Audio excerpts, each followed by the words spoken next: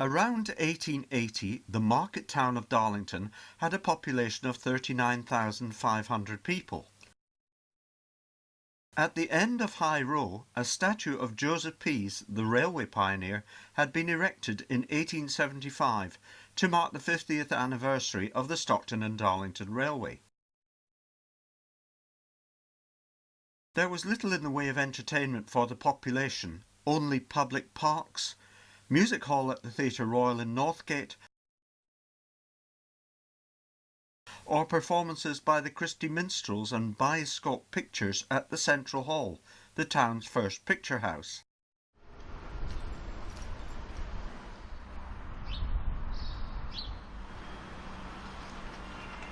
By way of learning, there was a subscription library and also the library at the Mechanics' Institute in Skinnergate.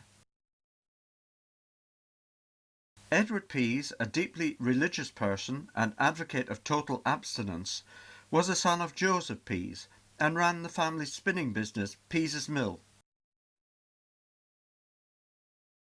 He died in Lucerne in 1880 and is buried in the Quaker Cemetery in Darlington alongside other members of the Pease family.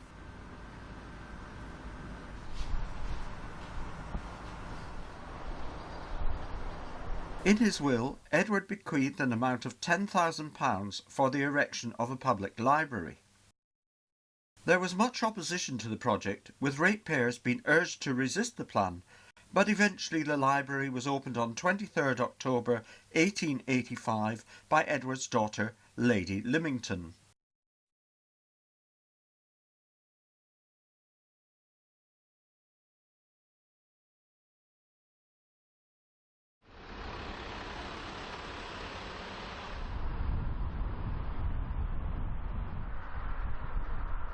In 1933 it was too small and an extension was opened which, together with the original part of the building, forms the library we still know today.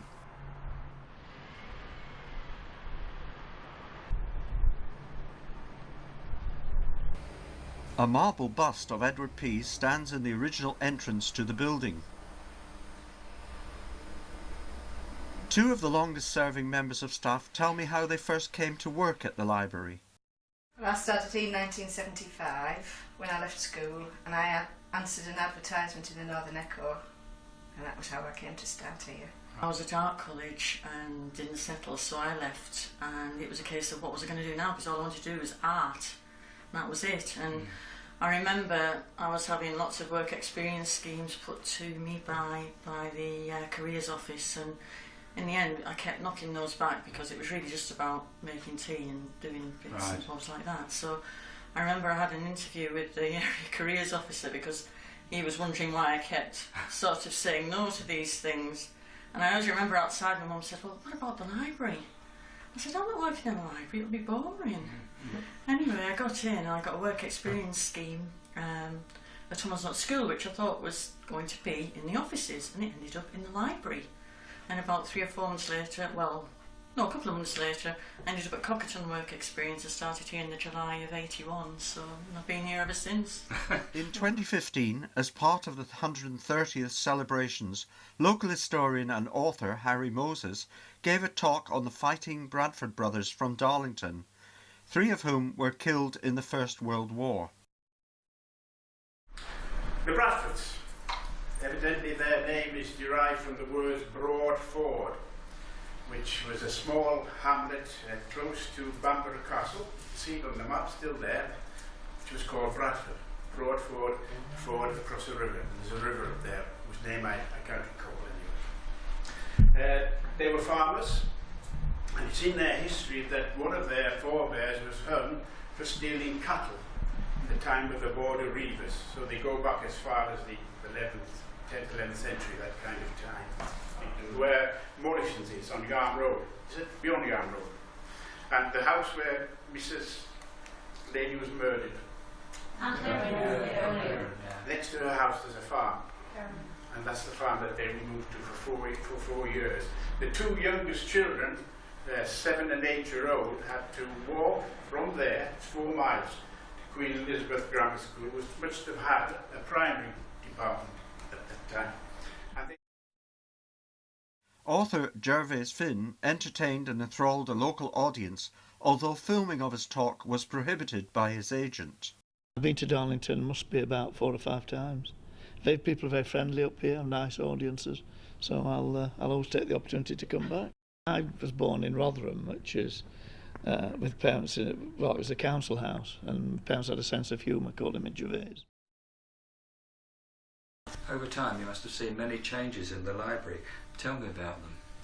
The main change for me has been introduction of computers, because when I started in 75 there wasn't any computers at all, and the following year we started processing the books to put a computerised issue system in, which came into here in 1977, and that was a major change for us, really. Yes. We had backup tapes for that, which had to be posted to County Hall every night. Gosh.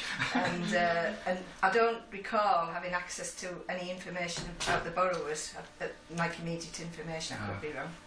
And then after that, the next major change was access to a proper computer to get information about the location of books within the county. And myself and the then lending librarian Nigel Canaway went to County Hall on several occasions to learn how to use this computer. It was installed downstairs and the staff were petrified. So hi, I'm Lucy Adlington of History Wardrobe. I'm here with my colleague Meredith Town, who is zooming around with various Victorian clothing items. And today we're here at Darlington Crown Street Library to talk about the lives and clothes of Victorian working women. And on display we have an amazing silk Victorian gown, but it's not what it's about today. We are looking at the realities of life. So everything you see here that we're just setting out, and we're not quite done with it yet, these are all original. And this is what you would have to endure wearing, regardless of whatever job you have in the 19th century, ladies. This one, very plain looking, is actually a maternity corset. So it's designed to go over a bump. We'll be showing it, not this one in action, but we'll be showing another one. And the gussets open up as the baby grows. Well, History Wardrobe was set up over 15 years ago with the idea of teaching women's history through the clothes. Because unfortunately, it's us ladies that tend to be forgotten when we look back through the past, because we're not written in the documents and our names are not seen on all the big monuments. And so every woman is taught to sew, but there is a big difference between being able to sew and being a skilled seamstress. Now, as a young woman, I was determined that I was going to be a skilled labourer. And so I became an apprentice at 14 to a dressmaker, to do more hours as a dressmaker, or leave one dressmaking workshop, go home and do piecework or swap work at home as well. We are making clothing for the rich of Darlington. Yes, there are a few somewhere. Throughout the celebrations, a special poppy project has been taking place. We've been working with Stephen Nicholson, a historian, for a number of years. He's been researching the Darlington men who died during the First World War. Over 1,100 men died from Darlington, and we were commemorating them with the knitted poppy and getting Darlington people to name a poppy in memory of the Darlington men who died. We just put a public appeal out in the newspapers, and knitting groups and individuals have knit them for us. With some have crocheted. We've got a knitting group here at the library, and they've contributed, and other knitting groups and individuals in the area.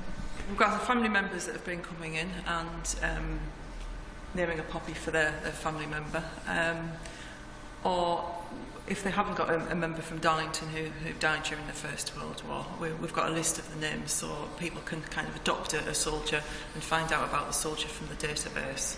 And it's really just to put a real person behind the name on the war memorials, really, and make it a personal thing so people can see where in the town that the soldier lived, how old he was, what family he had, that kind of thing. We'll keep them on display till the end of November, and then we'll probably display them again next year. It's an ongoing project. Other things have changed as well. I mean, when I started, it was quite austere in a way, really. We were still known as, we were referred to with our surname rather than our first names. So to be honest, in that way, it's a lot better, isn't it, than it used to be. It was quite strict as well, and I mean, over the years, hours have changed. At one point, people used to do about four Saturdays, didn't they, on the trot, whereas then it was every other for us. But I think the main change now is that the library offers a lot more than people actually think we do, and we're now doing we've got exercise classes on a Wednesday afternoon, we're doing events, we've got rhyme times, computers. The computers came in 2003. You know, the public computer, which was like a government initiative at that time to allow access for all, and it is completely different, really, in a sense. In the art gallery, a special children's exhibition ran throughout the celebrations.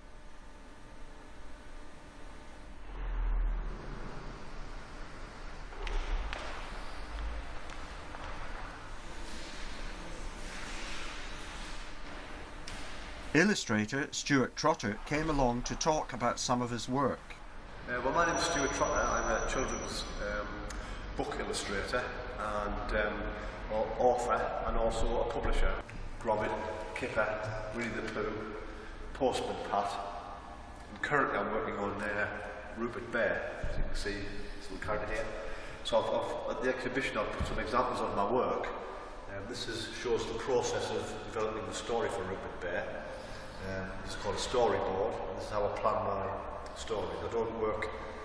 I work visually rather than writing the text down. That comes later. So this is a story called Rupert and the Ice Cream Van, and I thought it was a nice piece of work to put in the exhibition.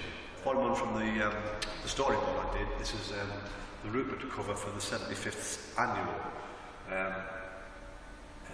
Yes, Rupert Bear's he's quite an old character, one of the oldest characters, older than Winnie the Pooh.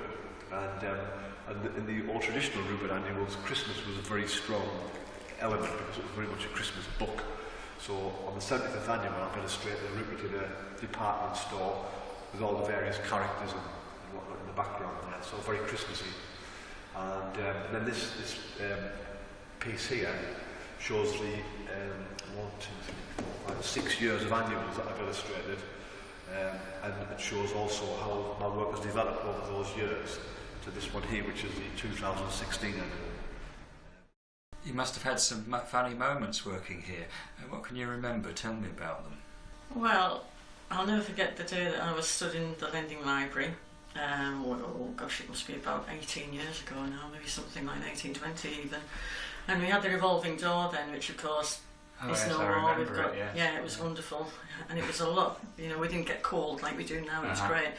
And all of a sudden, the revolving door sort of span round, and I saw a big pair of bloomers hanging off one handle, and then this big corset was going round on the other. And I've never seen anything like it in my life. It just kept going round. It was just so funny. It was just so very funny. We quite often get actors and people who are working at the Civic Theatre coming here. They come in to use the e-library or whatever. And this particular time it was the gentleman off the Crankies. And he was in the e-library looking at the computer, and I don't know he stood up or what he did, but he ended up completely off his chair on the floor in a heap.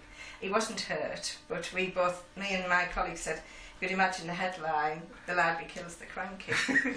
And the other thing, which isn't funny but was strange, was I don't remember how many years ago, but we were being told about these drastic cuts. We were all in the junior library, and all of a sudden some of the books started falling off the shelves. And that was very creepy. It wasn't funny. Also in the art gallery, Anna Woodford held an open poetry workshop. So what we're doing is just discussing poetry together. That's the idea behind this group. Contemporary poetry. Most of the stuff on this leaflet has been published in certainly the last 10, 20, 30 years. So fairly recent stuff. Some names will probably be known to you and some might not. But it's a very friendly, informal group. It's about sharing the poetry together. Under the window where I often found her, sitting as huge as Asia, seismic with laughter, gin and chicken helpless in her Irish hand, irresistible as Rabelais, but most tender for the lame dogs and hurt birds that surround her. She is a procession no one can follow after, but be like a little dog following a brass band. We move from mourning into mourning, so she's mourning somebody. And I think it is the poet's father, although it doesn't tell us that. But whoever it is, whoever's actually died, isn't in the poem at all. It's all about the one left back, the mother. You know, so it does sort of show how significant this relationship is to. He's interested in the living, but he's also just interested in his mother, isn't he? Friday 23rd of October saw the Mayor and Mayoress of Darlington, Councillor and Mrs Thomas Nutt, being welcomed by a brass band, as was the scene 130 years previous.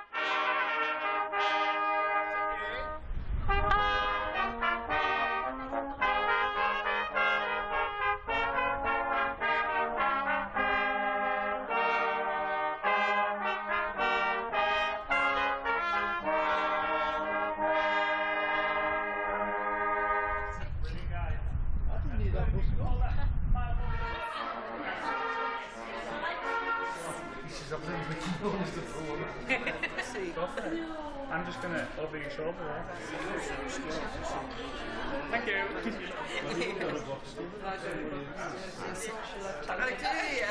So it looks like when you go to the stage.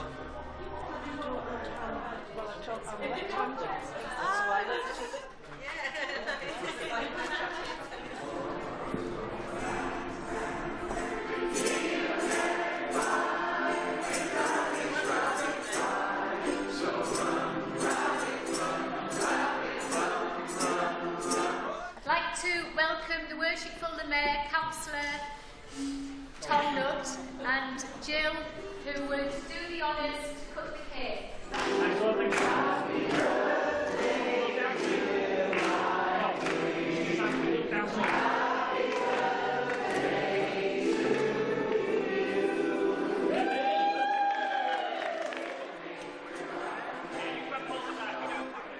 A performance by Age UK Ukulele Band provided lively entertainment for those present.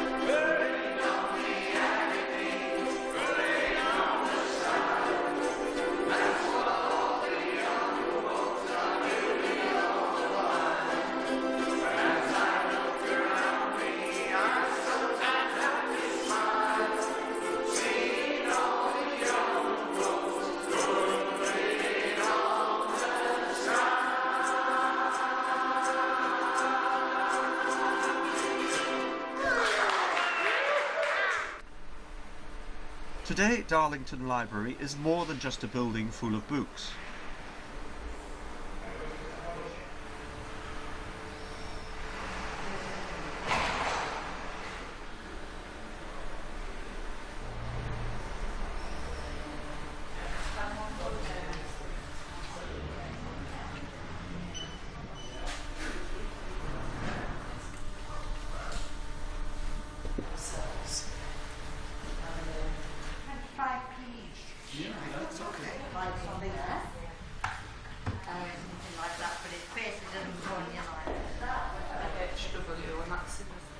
Children are welcome into their own designated room.